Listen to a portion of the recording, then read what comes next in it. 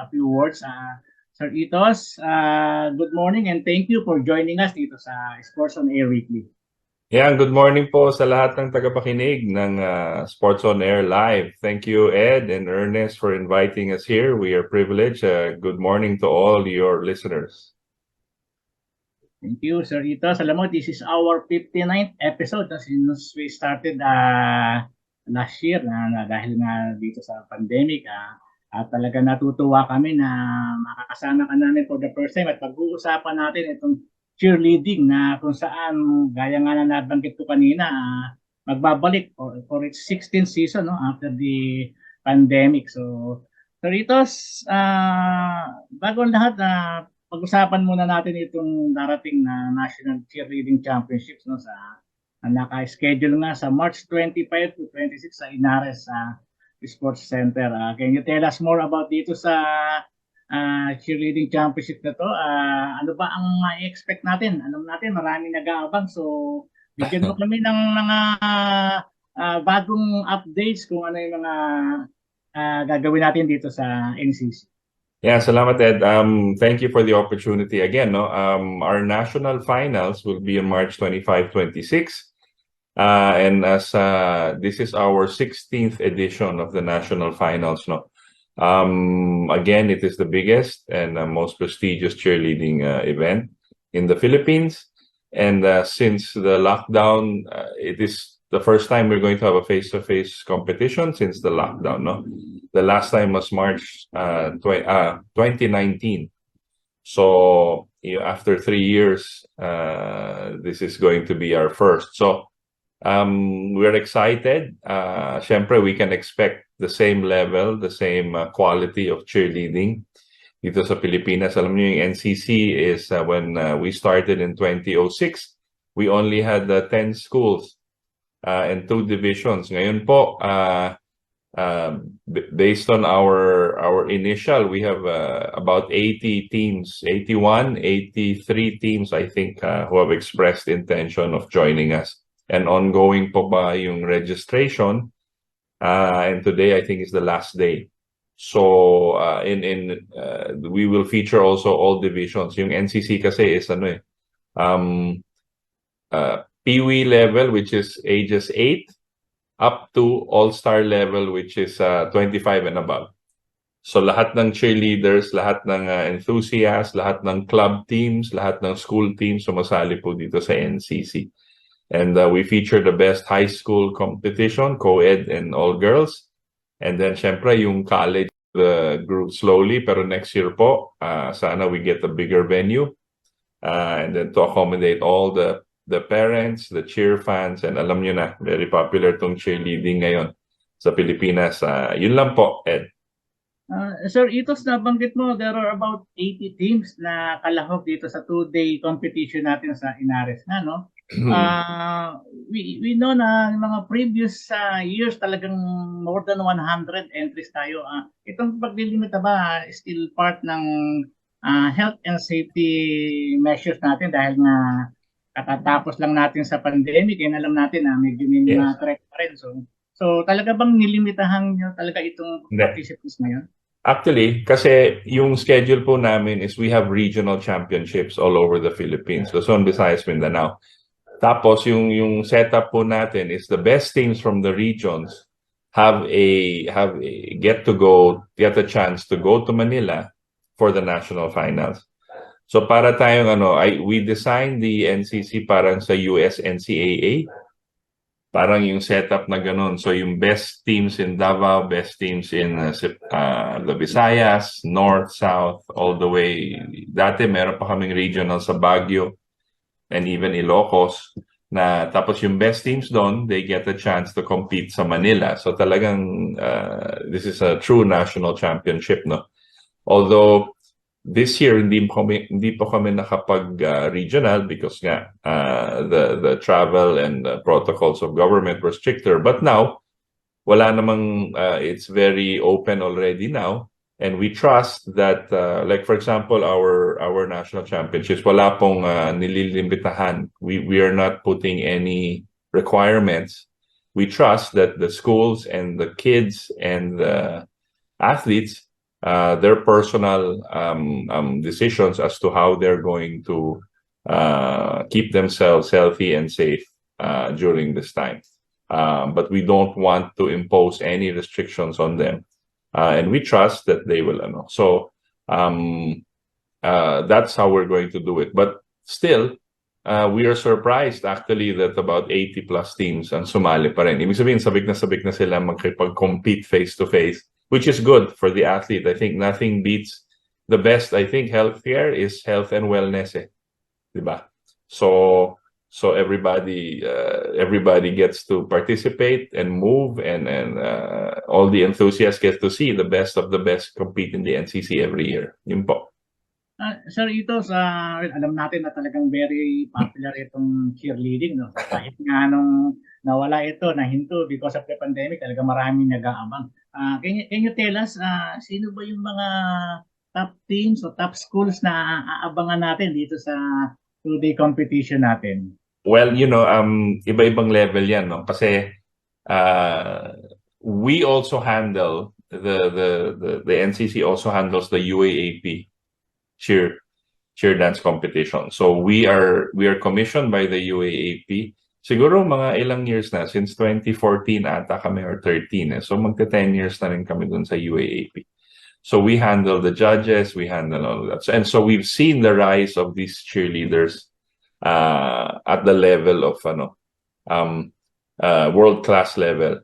And we can discuss our Team Pilipinas naman later on, no? Pero again, the teams that you should watch out for are teams from the UAAP, of course.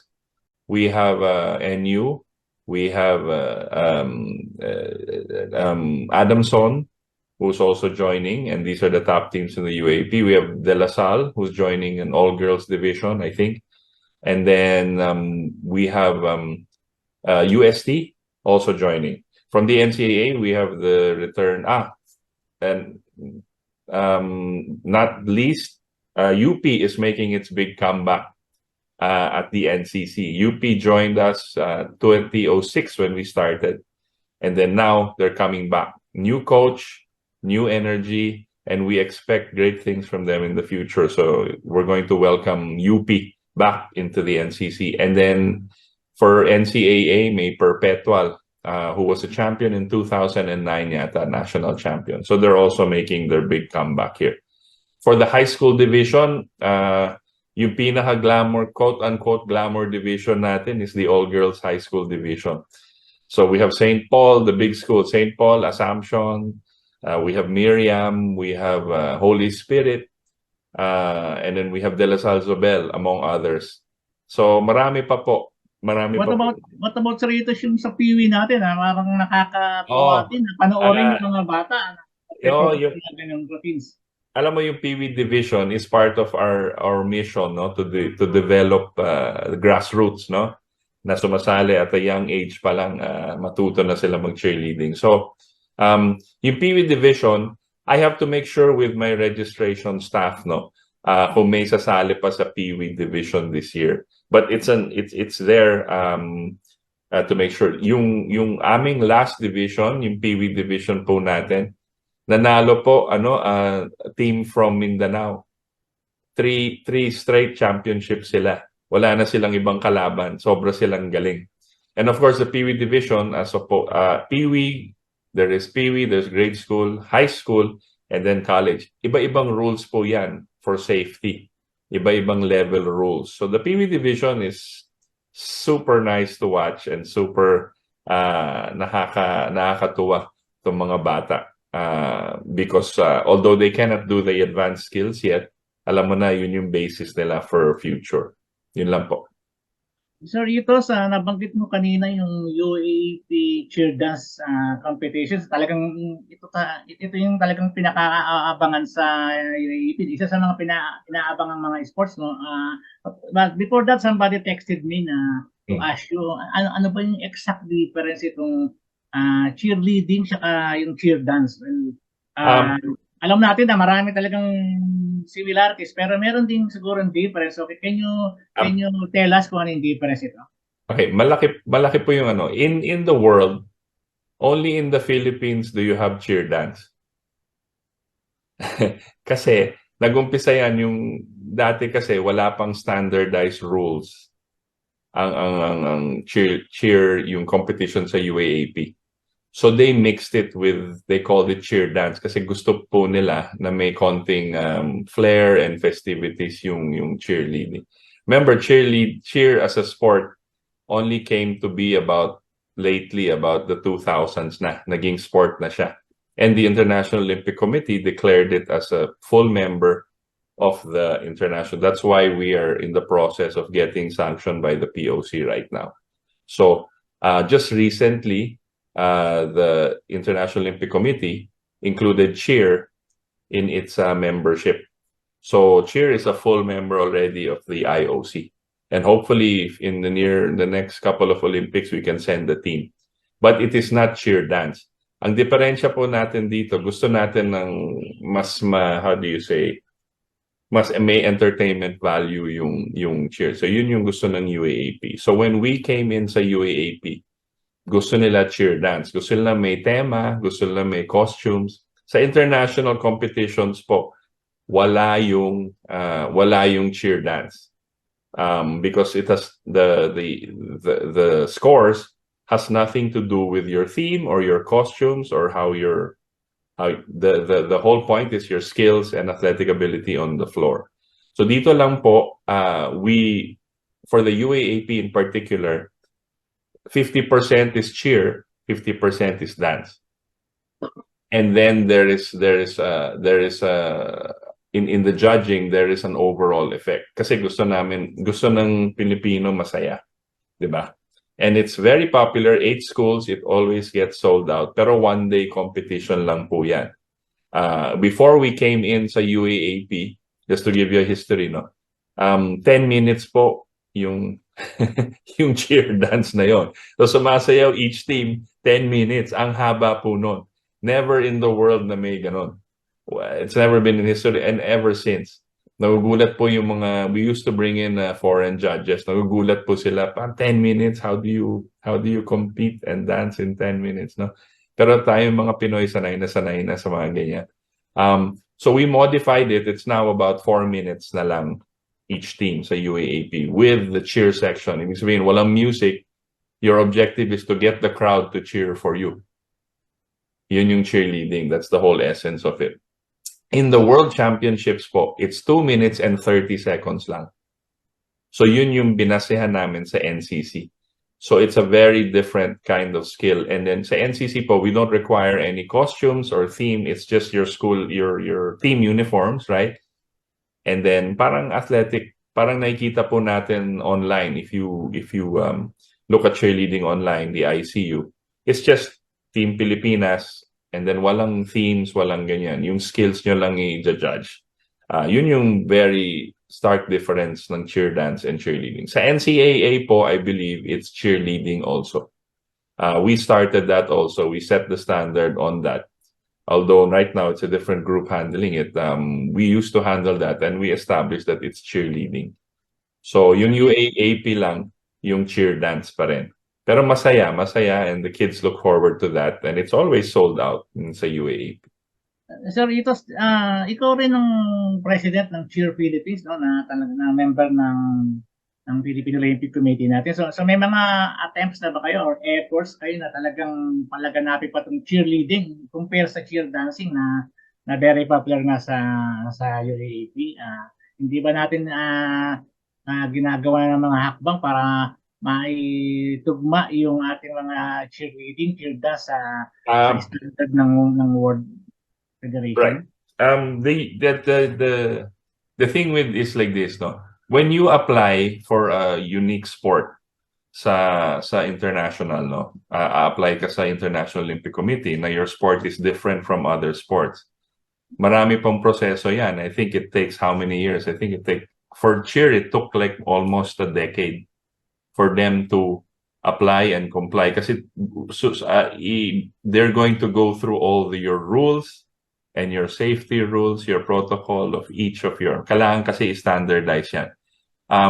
I don't think cheer dance will ever be considered a sport, but cheerleading is. Kasi iba yung elements ng dance. I think they made dance sport pa kasi and all of those things. So kailangan unique ka as your sport. So although may some elements from different sports, cheer was declared a distinct sport, and therefore we are not under any other sport. We are not under gymnastics. We are not under dance sport. We are unique. We are under cheerleading. So that's what the International Olympic Committee had decided. Locally, UAAP reserves the right, no, to determine which kind of event they will hold. So bahala sila if they want to change it to cheerleading or they want to retain the cheer dance. I think it's okay to have it, but when they engaged us in discussion and participation, our group, sabi nila gusto rin pala nila i-retain yung element ng mga festive na parang may costumes and all of that. And then I think it's helped overall pa rin, no? But I don't think it will be considered as part of the international standards for cheerleading in the Olympics and in the ICU worlds. Yun lang. Well, thank you for those explanations.